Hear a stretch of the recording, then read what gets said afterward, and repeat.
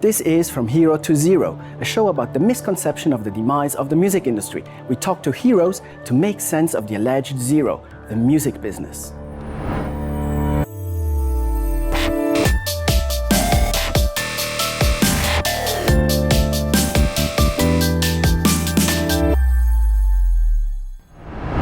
Hi Reggie, how are you doing? Greetings, how are you doing today? Very good, thank you. Thank you for taking time off your last gig, before your last gig of the tour, and talking to us. It's always fun. Plus, it's always good to give information, and we always learn something anyway. I learned something at least. We definitely do, thanks. Well, Reggie, you've been a key player in the modern jazz scene, starting in the 80s, been around for so long now. Where do you see the difference between being a musician today, 2015, as compared to back in the 80s when you were starting out? It's so commonplace now. It's like a saturation of musicians and wannabes and instrument owners. In the 80s, in late 70s, when I was a teenager and working at this craft, it was a craft. And honing your skills was something that we all took pride in. And other people used to look at it and say, wow, well, you're a musician. You don't want to do that seriously, do you? It was that type of frame of mind. And, having a CD, having an album was something of, it was prestigious, something that you could be proud of. Mm-hmm. It wasn't the type of thing now that you can do all of this stuff by yourself in your house. And it's, anybody can have a CD and sell it on the internet. I think it's not personalized anymore. Unfortunately and fortunately, there is the internet, the World Wide Web, which has made it so much easier for people to touch each other worldwide. But it's also taken the desire out of people to explore, to find, really find good music. And music, it travels so quickly now. Before, it didn't. People were listening for it. They had to listen to the radio. They had to go to the record store. Things were going word of mouth, or by, you get in your friend's car and say, oh man, what is that, man? That is great. And you tell them what it is.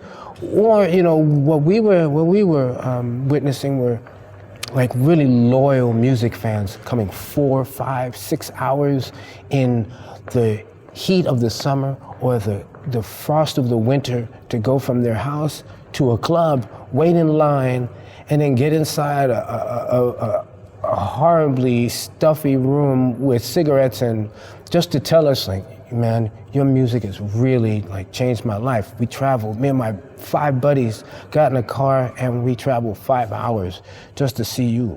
It's okay. At the time, I really didn't think much of it because, I was a little young. But now, when I think about that stuff and I hear people say this, even more now, because people are searching for things. People are searching for anything, because the state of affairs in music is, in my opinion, it's kind of bleak. And mediocrity is becoming the norm. If you don't have lights and pyrotechnics and scantily clothed women or something, or some type of frightening lyrics or something, you're not going to get the notoriety or the just, people are not going to want to hear that. They need fire, and I think a lot of folks are looking for something that they feel, that's to the heart. And this project has gotten that type of, response from people where folks are saying, man, I believe you. And that's one of the most important things I want for people to believe what this is. This is something from the heart. This is an undertaking that is, that's taken great personal, mental, and emotional toll on me because I felt it was necessary for my friend to have a better, just have a wider audience. And how do you create something which is above this whole mediocrity which we are experiencing in music? Do you try with new instrumentations? Do you try? What can one do? What do you do? I'm trying to stay steady on the course. I've been fortunate enough to be brought up in a place in New York City where it was a nurturing state of mind from the older musicians. They were nurturing to the younger musicians. They put us through hell's fire. And when we came out a little burnt, we were taken into the fold and we were encouraged to do more and better things. You know, I'm not gonna change that way. I'm going to be true to the music. You know, that's Jeff Lee, that was one thing he said to me, you know, and I take this to heart and I use it as a credo. You play for the music. You play, you give what it asks for. Nothing less, nothing more, and no bullshit. Because, you know, bullshit shows. You know, and if it's true, if it's really true to the heart, some people won't dig it because it gets them where they want to be. But I'm banking on it. It'll stay its course. It won't be the best. It won't be the highest grossing single or CD in history. But I would rather people 20 years later say, man, you got that CD, man? Hey, that's killer, man. Yeah. I think they're doing a reissue of it. You know, that's the type of thing that I want. I want longevity. I don't need flash in the pan flavors. That's not what, you know, I've been doing this a little bit too long. So I might as well work with what's not broken. I was wondering, I was reading your biography, doing some research about you. You've been a bassist for big acts. You've played for Cassandra Wilson, for Branford Marsalis, Steve Coleman, and so on and so on. You're still playing with Lisa Simone and many others. What motivated you many years after you started as a bass player, as a sideman, if we can call you that, to be a band leader, to start your own band? Because your first CD, correct me if I'm wrong, 2005, 6? Yeah, 2006. 2006, right, as a band leader. You know, when I was working with Roy Hargrove and RH Factor, you know, I was in the middle of the stage. It was real fun. I was running the band. I had, you know, great drummers with me, great musicians in the band.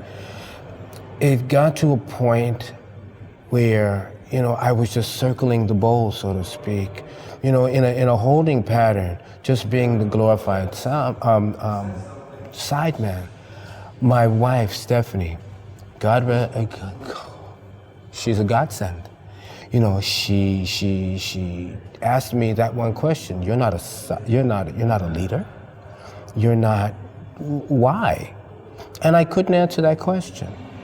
You know, she says, you need to be a leader. You're saying something. You play with so many people. You need to go and be a leader. And she kept it in my head, kept pushing at me, and I decided I really have to make a move because I'm not going anywhere fast. And I was making other life changes within me to clean my inner self. You know, so that was doing some other things spiritually, and it gave me a serious drive. Man, I have something to say too. You know, I see my contemporaries attempting to be leaders. You know, what do you have to bring to the table? So I made an assessment of myself and what I could really bring, and it's, well, okay, let's see what's happening. And it became easier. It became a lot easier, you know, as it went on, and also it made me a better sideman. With that, there were less people, like, you know, knocking on the door, correct people were knocking on my door asking me to play in their situation, because they could see where I was trying to make a move to another level. Plus, I've had great teachings from people like Steve Coleman and Branford Marsalis. These are consummate geniuses, coming of age legends, and they've had the correct ethic, the business ethic, business code, and plus Chico Hamilton was a person that was instrumental in just helping me become just a better human being, and that transcended, it went into the music, it went into my business, how I represent myself in another country, trying to embrace the languages, the foods, the basic living, appreciate the opportunity that we have, and to present yourself as a correct human being, and this is what it's about now. It's about creating something that people are willing to listen to, at least, and it's happening.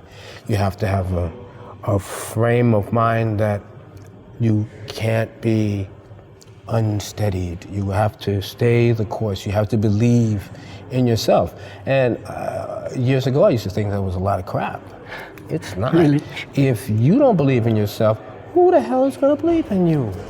So I did. Stephanie, my wife, believed, and she kept at me, and it's okay.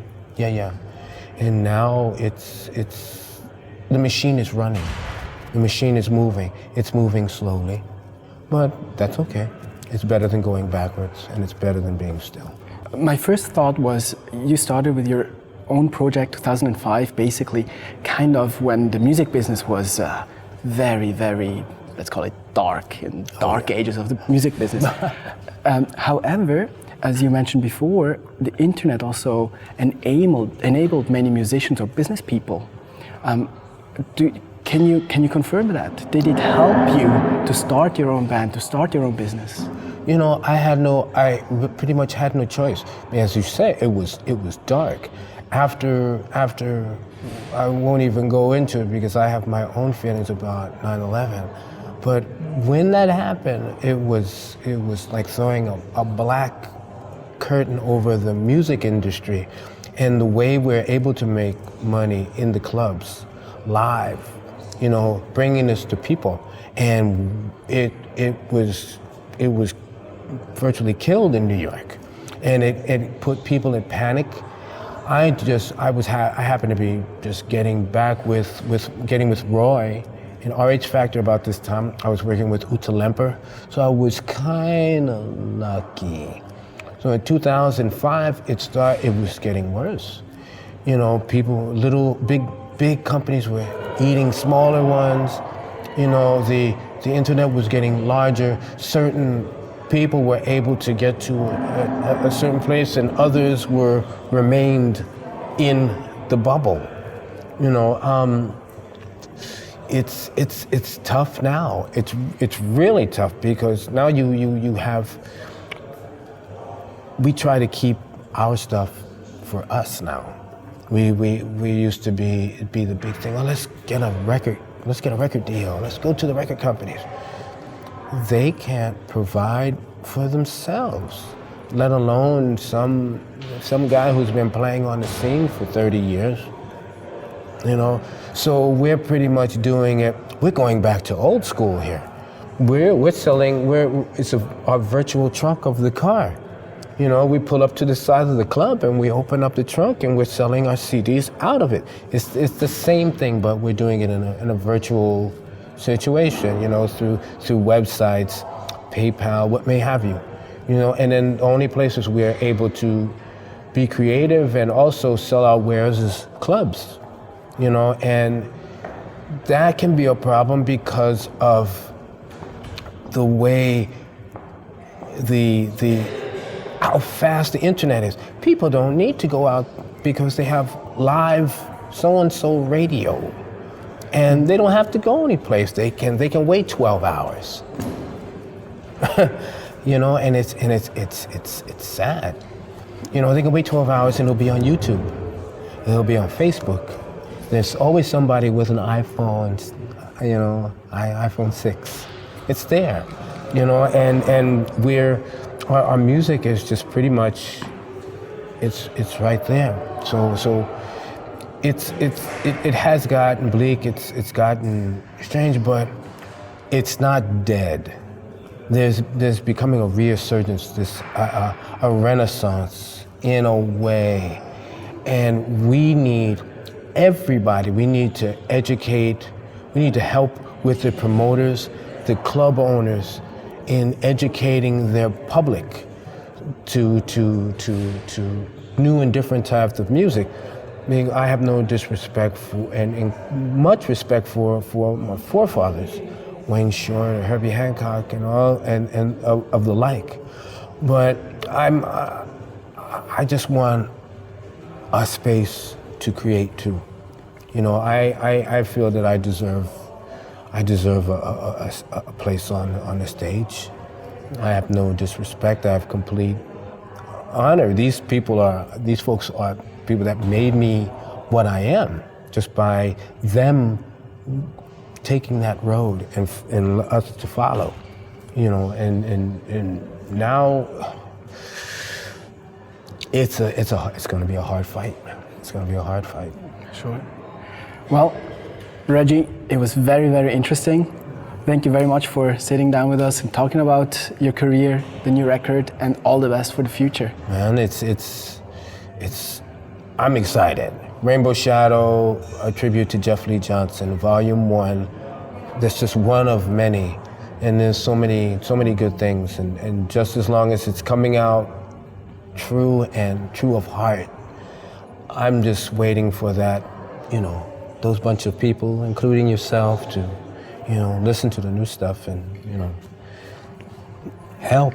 Definitely. Spread the word. Definitely. Because artists like you need a stage and people need to see you guys and support you. Yeah. Completely with you. Yeah, we came to play. Exactly. We came to play. Perfect. Reggie, thank you so very much. All the best. Thank you, Sebastian. Take care now.